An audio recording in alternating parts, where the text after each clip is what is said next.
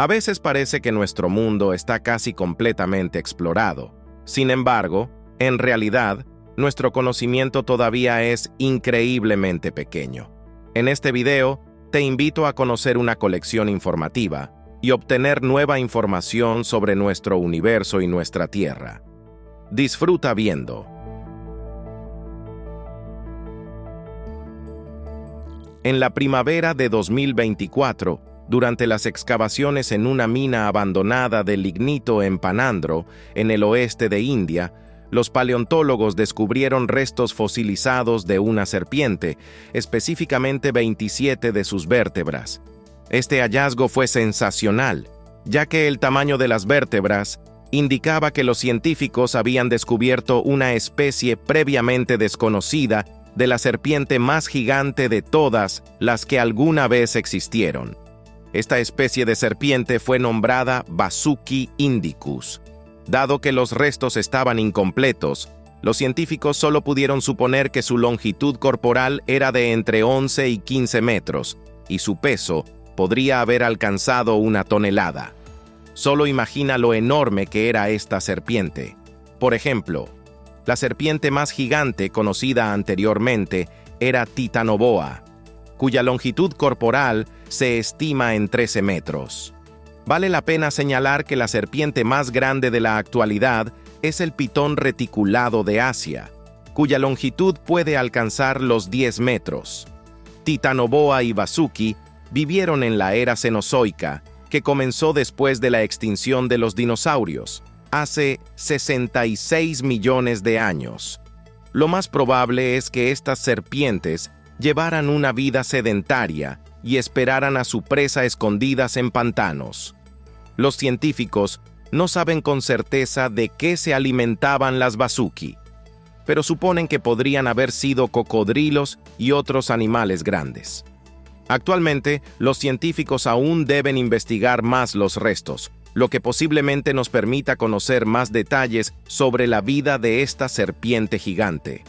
Sin embargo, para obtener más información sobre esta nueva especie, se necesitan restos de varios individuos, pero desafortunadamente, hasta ahora estas vértebras son el único ejemplar de restos de Vasuki.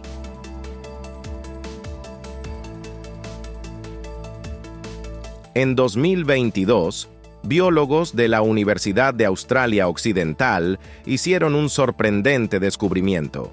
Mientras investigaban en la bahía Shark, encontraron un prado gigante de plantas submarinas con una extensión de más de 180 kilómetros cuadrados. Este prado consistía en una planta conocida como Posidonia australis.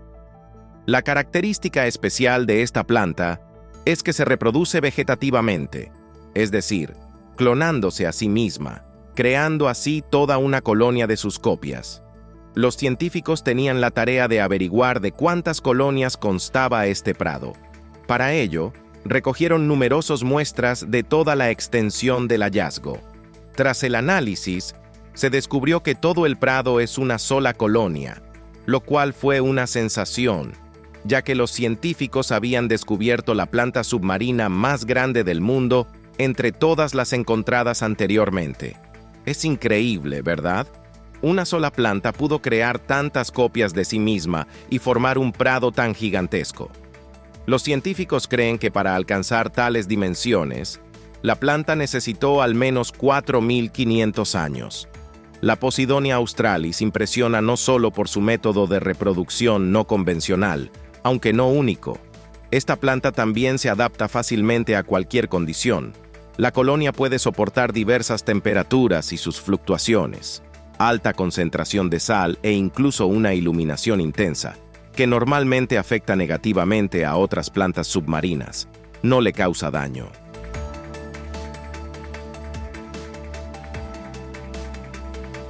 En 1988, durante excavaciones en el cementerio de Sarik Bulun, en la República de Tuva, Rusia, los arqueólogos descubrieron los restos de un adolescente.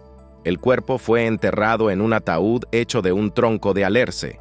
Gracias a las propiedades de la madera y la ausencia de aire, ocurrió una momificación natural. La piel del rostro y la ropa del adolescente fallecido, específicamente un gorro de cuero y un abrigo de piel de jerboas, estaban bien conservados. Junto a los restos también se encontraron un arco de abedul, un carcaj con flechas y un hacha de guerra.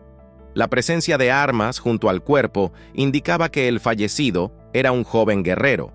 Por esta razón, los científicos supusieron que los restos pertenecían a un niño que murió en el siglo VII antes de nuestra era, a la edad de 12 a 14 años. 30 años después del descubrimiento de esta tumba, los científicos reanudaron el estudio de los restos para establecer el linaje paterno.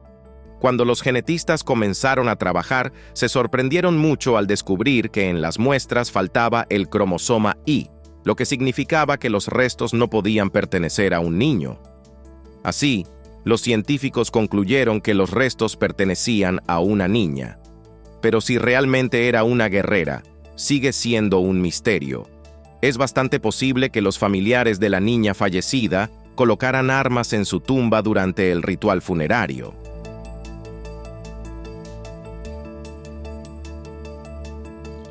María Estuardo fue reina de Escocia en el siglo XVI. Tras un cambio de poder, tuvo que huir a Inglaterra. Allí, la reina Isabel I le prometió ayuda, pero en lugar de eso, para evitar un conflicto bélico, encarceló a María Estuardo en el castillo de Sheffield. En este lugar, la ex reina de Escocia pasó 18 años, tras los cuales fue acusada de conspiración y ejecutada. Durante su encarcelamiento, María Estuardo realmente planeó un golpe de Estado y mantuvo correspondencia con monarcas y embajadores europeos. Por supuesto, ella consideró el hecho de que las cartas podrían ser interceptadas, por lo que todas estaban codificadas. Actualmente, estas cartas se guardan en la Biblioteca Nacional de Francia en París. Fue allí donde 3 amigos las conocieron: el criptógrafo francés Georges Lasry, el pianista alemán Norbert Biermann y el físico japonés Satoshi Tomokio. Todos ellos compartían un interés por la criptografía, por lo que decidieron intentar descifrar las cartas de María Estuardo. Cabe decir que les llevó 10 años hacerlo. Para descifrar el significado de los símbolos únicos, los investigadores utilizaron algoritmos informáticos, análisis lingüístico y otros métodos de decodificación. Con la ayuda del algoritmo informático creado, lograron descifrar el 30% del texto, y el resto lo hicieron manualmente. Al final, los investigadores pudieron descifrar las 57 cartas de María Estuardo, en las cuales le contaba al embajador francés en Inglaterra, Michel de Castelnau, sobre su vida en prisión, sus planes contra Isabel I y algunos secretos del trono real. Este trabajo ayudó a los historiadores a aprender más sobre la vida de la reina de Escocia y obtener información sobre eventos previamente desconocidos.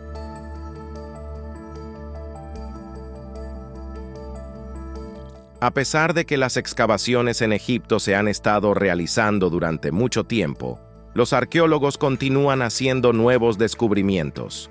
Esta vez, lograron descubrir una verdadera ciudad de los muertos. En esta necrópolis se encontraron más de 30 tumbas, y este número solo parece pequeño porque cada una de ellas contenía entre 30 y 40 momias. La necrópolis está ubicada cerca de la ciudad de Asuán. Se diferencia significativamente de otros sitios de entierro masivo de los antiguos egipcios, ya que incluye 10 niveles. Cada una de las terrazas estaba destinada a diferentes capas de la población. Así, en los niveles superiores de la necrópolis se encuentran las tumbas de la élite del antiguo Egipto, mientras que en la base están enterradas las personas comunes y pobres. En algunas de las tumbas, los arqueólogos encontraron familias enteras que fueron enterradas al mismo tiempo, lo que indicaba que las personas morían de alguna infección. Además, en la ciudad de los muertos se enterraron una gran cantidad de niños. Los miembros de las familias siempre eran enterrados juntos. En las tumbas se colocaban ánforas decoradas con patrones de hojas de vid, papel maché hecho de papiros reciclados o tela, así como mesas de ofrendas. Durante el banquete de los dolientes, todas las tumbas estaban iluminadas. Los restos más antiguos encontrados en la necrópolis datan del siglo VI antes de nuestra era, mientras que los últimos entierros se realizaron en este lugar en el siglo III de nuestra era. De este modo, la necrópolis cerca de la ciudad de Asuán se utilizó activamente durante 900 años.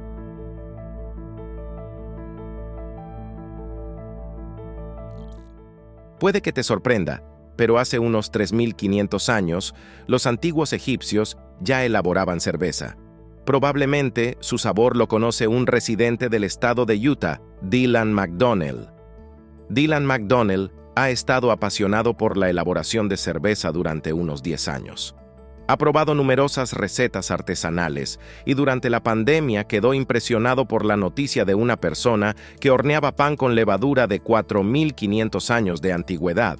El cervecero pensó, ¿por qué no hacer cerveza con recetas antiguas y levadura antigua? Para llevar a cabo su idea, comenzó a estudiar el papiro Ebers, datado en el 1550 antes de nuestra era.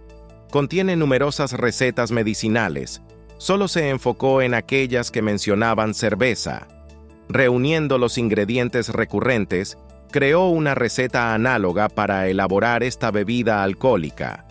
Los ingredientes principales de la cerveza antigua eran bálsamo egipcio, miel de cedar de Yemen, higos, comino negro, enebro, pasas doradas israelíes, algarrobas e incienso.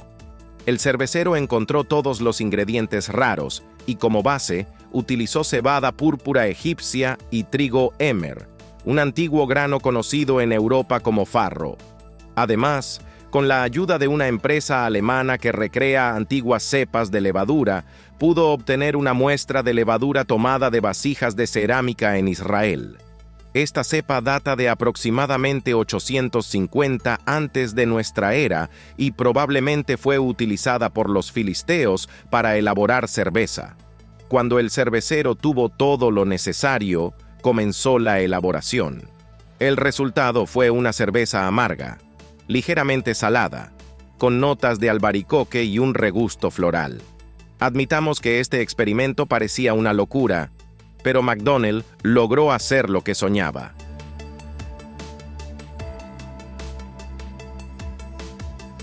El espacio no deja de sorprender con la variedad de objetos únicos, y esta vez los científicos han descubierto una gigantesca nube compuesta de alcohol. El descubrimiento se realizó hace poco, durante el estudio de un cúmulo de nubes cerca de dos jóvenes protoestrellas. La nube, con una extensión de 463.000 millones de kilómetros, orbita lentamente alrededor de la estrella central y genera periódicamente destellos de microondas. Está compuesta principalmente de alcohol metílico, así como pequeñas cantidades de ácido fórmico, formaldehído y dióxido de azufre. A muchas personas les puede parecer extraño que en el espacio existan nubes compuestas de alcohol, pero en realidad esto es bastante normal. El metanol se encuentra en muchas nubes cósmicas. Además, se cree que las moléculas de alcohol juegan un papel importante en la formación de nuevos cuerpos cósmicos. Según los científicos, esta nube es un precursor del nacimiento de dos nuevos planetas. Las nubes de alcohol se encuentran periódicamente en el espacio. Por ejemplo, en 2022 se descubrió la nube de gas y polvo Sagitario B2, ubicada en el centro de nuestra galaxia, la Vía Láctea, a 26.000 años luz de la Tierra. En su composición, los científicos encontraron la molécula de alcohol más grande en el espacio, el isopropanol.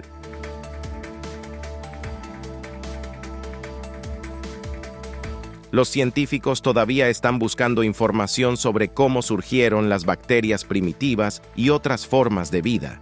Se cree que todos los organismos que viven en nuestro planeta tienen un ancestro común, y este es LUCA, el último ancestro común universal. La existencia de este organismo fue propuesta por primera vez por Charles Darwin en 1859. LUCA existió cuando en la Tierra aún no había bacterias, arqueas ni eucariotas. Actualmente, los científicos intentan averiguar cómo era y dónde habitaba. Esto llevará mucho tiempo, pero la ciencia ya tiene alguna información sobre Luca. Dado que toda la vida se originó a partir de este ancestro, todos los organismos vivos tienen alguna característica común que heredaron de él. Utilizando métodos de comparación del genoma, los científicos obtuvieron los datos necesarios que les permitieron suponer que Luca era un organismo unicelular con ADN circular, que flotaba libremente en la célula. Sin embargo, algunos científicos todavía se inclinan a pensar que el ADN podría haber estado ausente. Lo más probable es que Luca habitara en fuentes hidrotermales anaeróbicas en un entorno geoquímicamente activo, enriquecido con hidrógeno, dióxido de carbono y hierro, hace unos 3.500 a 4.000 millones de años.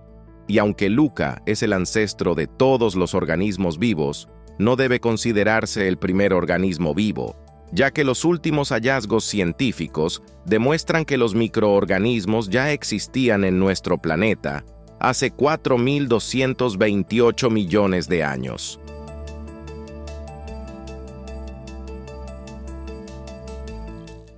Marie Tharp nació en 1920 en el estado de Michigan. Su madre era profesora y su padre geólogo. Marie a menudo iba de expedición con su padre, ya que le atraía mucho la geología. En 1939 ingresó en la Universidad de Ohio, donde cambiaba de especialidad periódicamente. Finalmente, obtuvo una licenciatura en inglés y música, y luego también se convirtió en maestra en geología. Marie Tharp cambió de trabajo con frecuencia, ya que en esa época no se permitía a las mujeres participar en investigaciones de campo. Finalmente, se quedó trabajando con Maurice Ewing, fundador del Laboratorio Geológico Lamont. Allí comenzó a estudiar los relieves de los océanos. Pronto, Marie Tharp conoció al geofísico Bruce Heezen y se convirtió en su asistente. Aunque Tharp todavía no podía ir a expediciones, intentó trasladar los conocimientos adquiridos al papel. Tuvo que dedicar una cantidad increíble de tiempo para crear una serie de 6 perfiles paralelos del fondo del Atlántico, que se extendían de este a oeste, pero sus esfuerzos valieron la pena. En las imágenes de Tharp, por primera vez se mostró exactamente dónde comienza la plataforma continental a elevarse sobre la llanura abisal y dónde emerge una gran cadena montañosa del fondo oceánico. Este rango se convirtió en una verdadera sensación. En 1957, Tharp y Heezen hicieron historia al publicar el primer mapa del fondo de la parte norte del Océano Atlántico. 20 años después, se unieron al artista austriaco Heinrich Beran para crear un mapa del fondo del Océano Mundial. Dado que fue un verdadero avance, los científicos e investigadores fueron escépticos con respecto a este mapa. Incluso el famoso explorador francés de los océanos, Jacques-Yves Cousteau, realizó una expedición para refutar la teoría de Tharp, pero en lugar de eso, para sorpresa de todos, confirmó que el mapa de la geóloga cartógrafa era completamente preciso.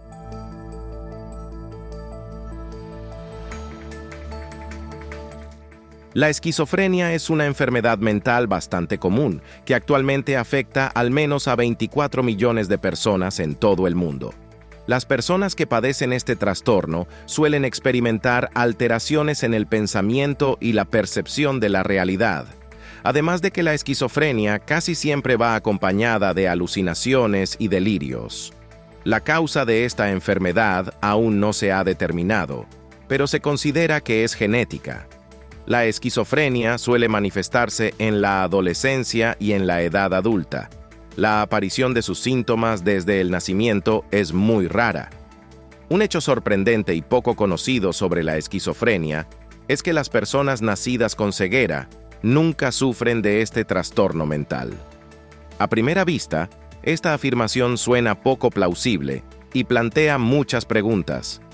Muchas personas piensan que es solo una coincidencia, pero no es así. De hecho, Los científicos han estado estudiando este fenómeno durante mucho tiempo, tratando de explicar la conexión entre la esquizofrenia y la visión. Cabe destacar que las personas ciegas a menudo sufren de otros trastornos mentales, pero no de esquizofrenia. Los científicos tienen varias explicaciones al respecto. Según la teoría más popular, las personas ciegas de nacimiento desarrollan activamente aquellas habilidades cognitivas y aspectos del pensamiento que son los primeros en verse afectados por la esquizofrenia o que incluso pueden contribuir al desarrollo de este trastorno. Sin embargo, esta teoría es solo una hipótesis, por lo que el motivo por el cual las personas nacidas ciegas no padecen esquizofrenia sigue siendo un misterio.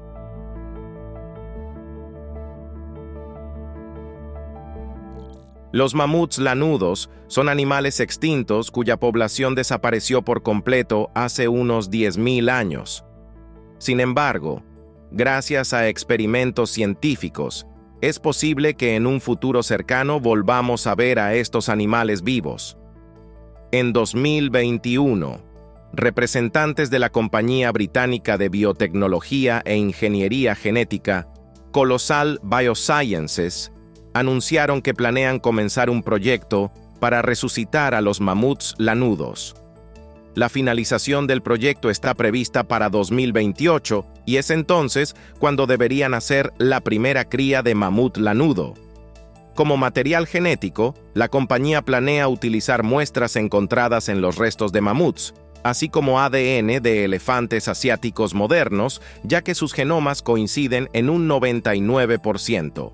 Luego, los embriones serán implantados en una elefanta que actuará como madre sustituta. La compañía explica que la idea de resucitar a los mamuts y que habiten la tundra tendrá un efecto positivo en el clima y ayudará a detener el calentamiento global. Durante mucho tiempo, el proyecto fue solo una teoría, pero recientemente los científicos han comenzado a trabajar en su implementación, así que es posible que muy pronto los mamuts lanudos vuelvan a habitar nuestra Tierra.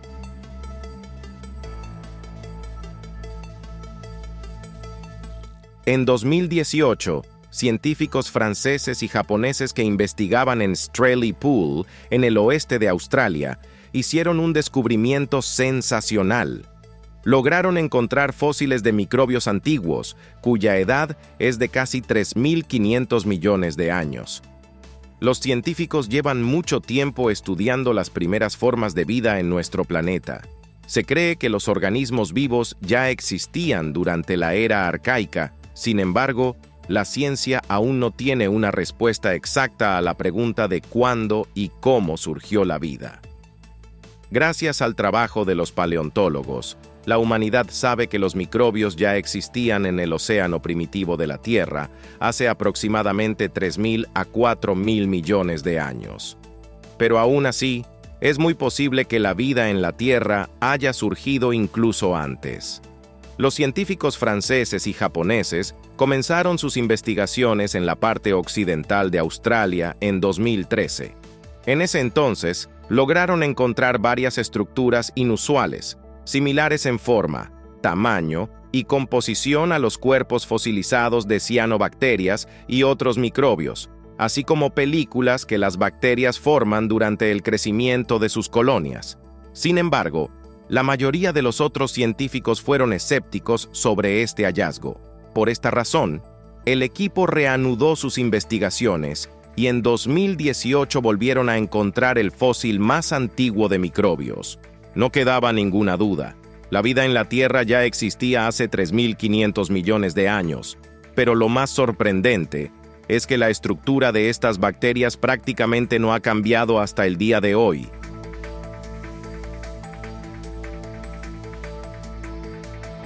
La lava volcánica es una masa fundida expulsada por los volcanes.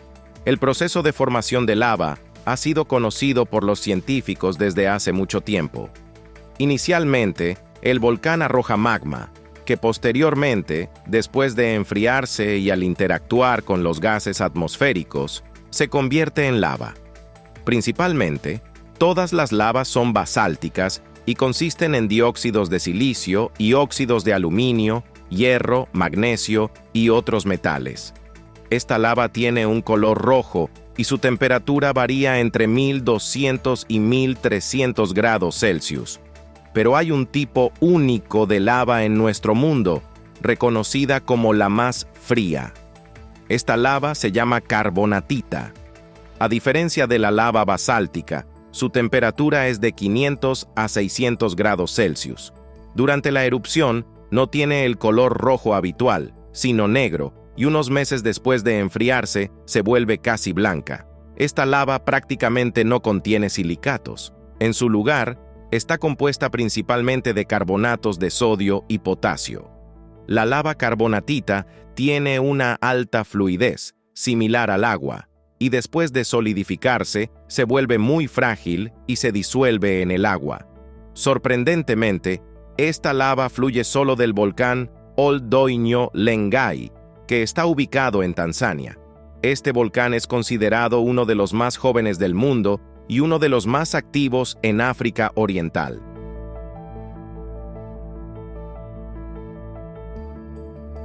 En Nueva Zelanda crece un árbol sorprendente que ha sido apodado el árbol caminante. Se le llamó caminante debido a su apariencia muy inusual. El tronco del árbol se divide en la base y se asemeja a piernas, una de las cuales está hacia atrás y la otra hacia adelante. Al mirar este árbol da la impresión de que está en movimiento. Además, dos de sus ramas están extendidas como si fueran brazos. Todo el aspecto del árbol recuerda a uno de los Ents, criaturas míticas de la trilogía El Señor de los Anillos, de J.R.R. Tolkien. En realidad, el árbol caminante pertenece a la especie Metrosideros robusta, también conocido como rata del norte. Estos árboles son endémicos de Nueva Zelanda y crecen en los bosques de las islas norte y sur. Esta especie es considerada el árbol con flores más alto. En promedio, su altura es de 25 metros. Desde noviembre hasta enero, el Metrosideros florece. Sus flores tienen un tono rojo brillante. Una característica distintiva de este árbol son sus pequeñas hojas coriáceas de color verde oscuro con una muesca en las puntas. Los Metrosideros robusta también son longevos. Pueden crecer durante 1000 años. La edad del árbol caminante es de 150 años, por lo que aún es bastante joven. El árbol caminante crece cerca de la ciudad de Karamea, en la costa noroeste de la isla Sur. En esta área solía haber un bosque, que fue talado para crear campos agrícolas. Este árbol fue el único superviviente debido a su apariencia inusual, y en 2024 recibió el título de Árbol del Año de Nueva Zelanda.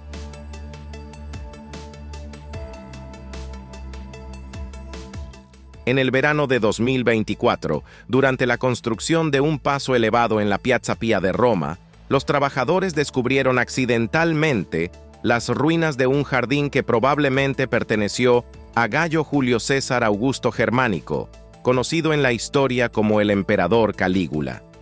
Lo que indicaba que estos jardines realmente pertenecieron a Calígula fue una inscripción en una tubería de plomo. En ella se informaba que el propietario de este lugar era Calígula. Además de la tubería de plomo, los arqueólogos que llegaron al sitio de las ruinas también encontraron tejas de cerámica de la época romana y figurillas de terracota con escenas mitológicas que probablemente adornaban los techos de las casas. Calígula ascendió al trono en el año 37 de nuestra era, sucediendo al emperador Tiberio. Su reinado en Roma fue breve, durando solo 4 años. Sin embargo, esto no impidió que pasara a la historia como un gobernante que ejercía el despotismo y la extravagancia. Algunos de sus actos rozaban la locura. Sus contemporáneos describían al emperador como una persona astuta, intrigante y cruel. A pesar de su buena educación, habilidades intelectuales y su deseo de complacer a Tiberio mientras éste estaba vivo, Calígula se comportaba de manera completamente inapropiada para un gobernante de Roma. Insultaba a la gente y usaba la violencia contra los miembros del Senado y otros subordinados, Además, a veces usaba ropa exótica e incluso se vestía de mujer. Este comportamiento no fue del agrado de los nobles romanos y finalmente fue asesinado por la guardia pretoriana, que se suponía debía protegerlo.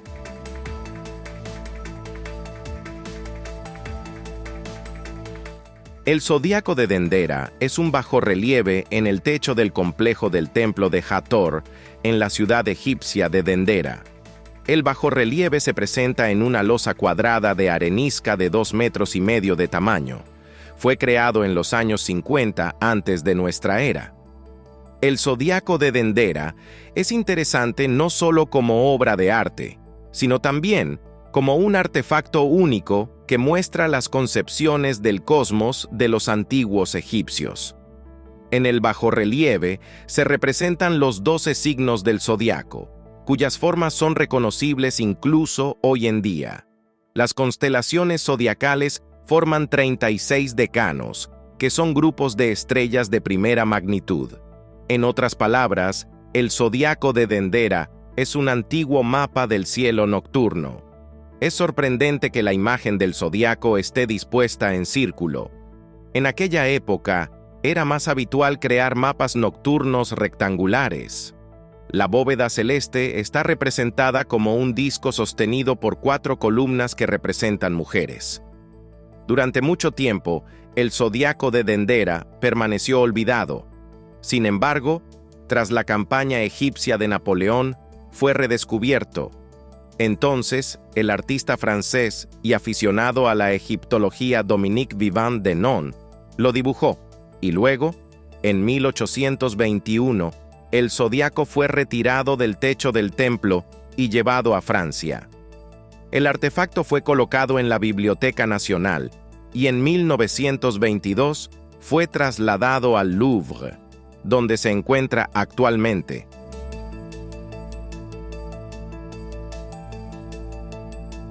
El árbol más grande del mundo por volumen y masa es el Sequoiadendron gigante, conocido como General Sherman. Su altura supera los 85 metros, el volumen del tronco es de 1.487 metros cúbicos y su peso es de alrededor de 1.910 toneladas. La edad de este gigante se estima entre 2.300 y 2.700 años. Recientemente, apareció en Internet una fotografía que pueden ver en sus pantallas ahora. Los autores de la foto afirman que muestra un árbol aún más grande que el General Sherman. Según ellos, desde lejos incluso lo confundieron con una montaña, y cuando se dieron cuenta de que era un árbol, decidieron investigarlo más de cerca. Durante la investigación del tronco del gigante, descubrieron un ecosistema completo dentro de él. Desafortunadamente, los autores de la foto no especificaron dónde se encuentra este árbol, por lo que es poco probable que los científicos puedan estudiarlo pronto.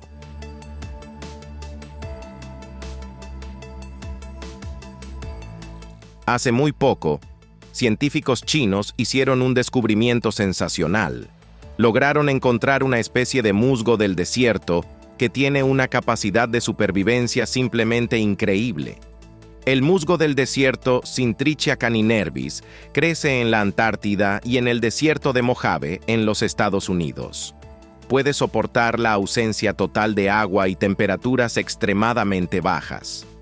Esta especie de planta puede soportar temperaturas inferiores a 80 grados Celsius durante 5 años, e incluso temperaturas inferiores a 160 grados Celsius durante un mes, y luego volver a la vida.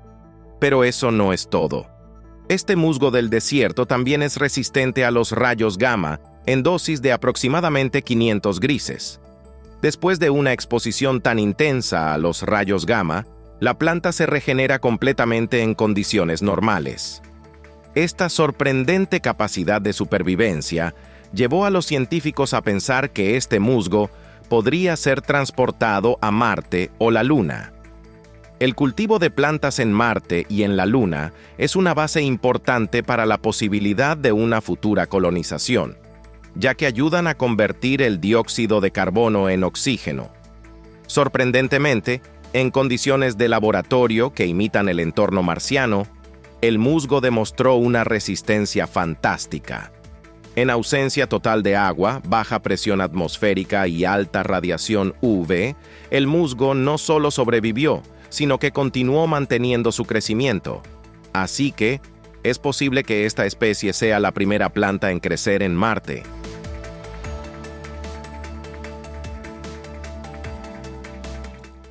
En 1965, durante un vuelo espacial en la nave Gemini 4, los astronautas estadounidenses tomaron una foto de un objeto asombroso ubicado en la parte mauritana del desierto del Sahara. Se trata de una formación geológica con un diámetro de 50 kilómetros. En Mauritania, el objeto fue llamado Kalb Richat, pero en el resto del mundo se le conoce como el Ojo del Sahara, ya que su forma realmente se asemeja a un ojo. La sorprendente forma del Richat ha atraído la atención de científicos y defensores de teorías pseudocientíficas. Según investigaciones científicas, el Ojo del Sahara se formó hace unos 500 millones de años. Inicialmente, se pensaba que la formación geológica se creó como resultado de un proceso llamado plegamiento, que a su vez ocurre cuando las fuerzas tectónicas que actúan desde ambos lados comprimen la roca sedimentaria. Si la roca está fría y quebradiza, puede romperse. Si está lo suficientemente caliente, se forma un pliegue. En 2014, los científicos propusieron una teoría completamente diferente sobre el origen del Richat. Ellos creen que la presencia de roca volcánica en la formación geológica indica que la roca fundida fue empujada a la superficie, formando una cúpula, antes de convertirse en los anillos que vemos hoy. Lo más probable es que la separación del supercontinente Pangea jugó un papel en la formación de esta forma del Ojo del Sahara. Sin embargo, esta teoría no ha sido confirmada. Entre las hipótesis sobre el origen del Richat estaban las versiones de un impacto de meteorito e incluso que la formación fue creada por extraterrestres como un signo de vigilancia sobre nuestro planeta.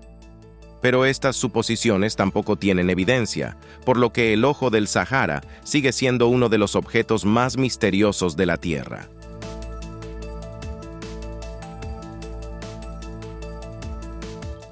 El 26 de abril de 1986 ocurrió un accidente en la central nuclear de Chernóbil, ubicada en la ciudad ucraniana de Pripyat. La causa de la catástrofe fue la destrucción del reactor del cuarto bloque de energía. Como resultado del accidente, se liberaron alrededor de 50 millones de curies de sustancias radiactivas en el medio ambiente. La contaminación radiactiva se extendió por una gran área. El territorio cercano a la central nuclear fue declarado zona de exclusión. Con el tiempo, el nivel de radiación en esta zona disminuyó significativamente, y ahora solo los bosques y pantanos cercanos a la central nuclear y, por supuesto, el área de la central nuclear permanecen altamente contaminados. Por esta razón, muchos científicos realizan investigaciones libremente, lo que les ayuda a comprender mejor las consecuencias de la catástrofe tecnológica en el medio ambiente. En 2008, científicos estadounidenses comenzaron a investigar el cuarto reactor. Allí, descubrieron enormes acumulaciones de hongos negros previamente desconocidos. Después de recolectar varios especímenes, los expertos comenzaron a estudiarlos. Los resultados de esta investigación fueron impactantes. Resulta que los hongos de Chernóbil no solo son resistentes a la radiación, sino que literalmente se alimentan de ella, limpiando así el medio ambiente de la peligrosa contaminación. Por supuesto, estos hongos han despertado el interés de muchos científicos, y en 2016 se realizó un experimento interesante con ellos. Los hongos fueron llevados a la ISS, donde estuvieron expuestos a la radiación cósmica. Sorprendentemente, los hongos lograron reducir el nivel de radiación aproximadamente un 2% en un corto periodo de tiempo. El descubrimiento de los hongos de Chernóbil ha abierto nuevas posibilidades para los científicos. Ahora se concentran en cultivar estos hongos, ya que pueden no solo ayudar a combatir la contaminación ambiental en otros casos de catástrofes tecnológicas, sino también ayudar en la creación de escudos antirradiación que se utilizarán activamente durante futuras expediciones a la Luna y Marte.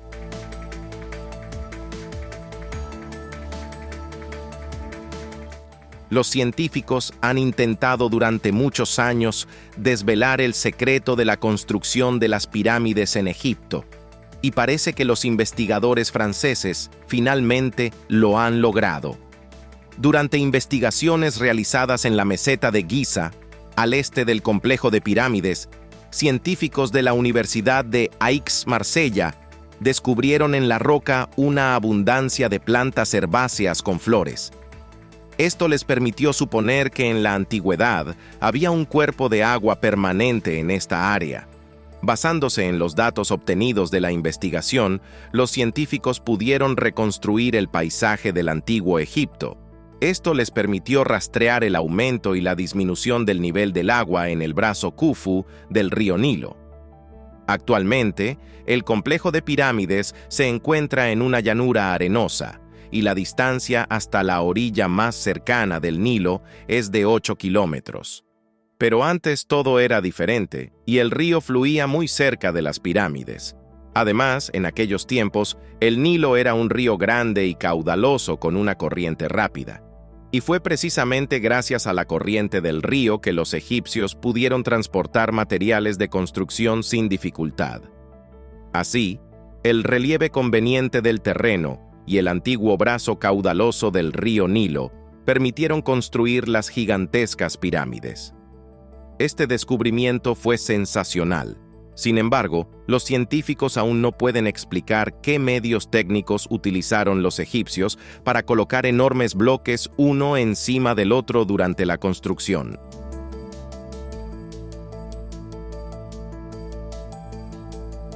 Y eso es todo de mi parte. Si te gustó este video, no olvides darle un like, suscribirte al canal y activar la campanita. Tu apoyo es la mejor recompensa para mí. Gracias por tu atención. Nos vemos pronto. Adiós.